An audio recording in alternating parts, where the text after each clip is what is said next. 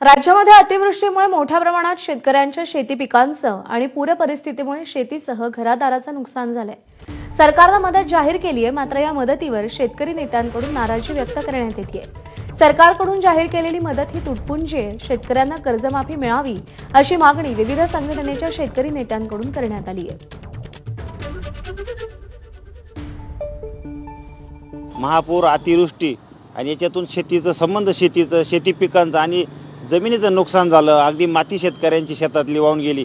याच्या पार्श्वभूमीवर सरकारने जी काही मदत काल जाहीर केली त्याचं आम्ही निश्चित स्वागत करतोय। परंतु त्याचबरोबर आम्हाला कायम जो वारंवार अनुभव आलेला आहे शेतकऱ्यांना महाराष्ट्रातल्या, की आमच्यासाठी जी काही तुम्ही मदत जाहीर करतात तिची अंमलबजावणी करण्यामध्ये जो वाईट अनुभव, कटू अनुभव शेतकऱ्यांना आहे। शेतकऱ्यांची मुख्य तक्रारी आहे की अंमलबजावणी अति तातडीने झाली पाहिजे, कारण ऐन दिवाळीचा सण आता येऊन ठेपलेला आहे। शेतकऱ्यांच्या घरात दिवाळी तर साजरी होणार नाही, इतकी बिकट परिस्थिती, इतकी दयनीय परिस्थिती शेतकऱ्यांची निर्माण झाली आहे। विषय असा आहे, आजपर्यंत जे काही शेतकऱ्यांना सरकारने जी काही कर्जमाफी आणि अनेक नुकसान भरपाई दिलेली आहे, त्या प्रत्येक वेळेस कोणता ना कोणता निकष ठेवतात ते।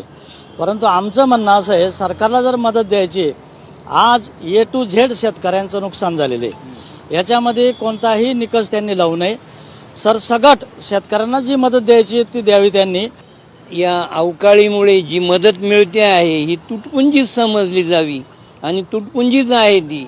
आता या मदतीने फारसं काही शेतकऱ्यांचं भलं होईल असं मला वाटत नाही। ही तात्पुरतं मलमपट्टी आहे। संपूर्ण शेतकरी हा दोन्ही बाजूने प्रॉब्लेम मध्ये आलेला आहे। एका बाजूला कर्ज मिळत नाही, दुसऱ्या बाजूला घेतलेल्या कर्जाची माफी होत नाही आणि पावसाच्या याच्यामुळे संपूर्ण शेतकरी उद्ध्वस्त झालेला आहे।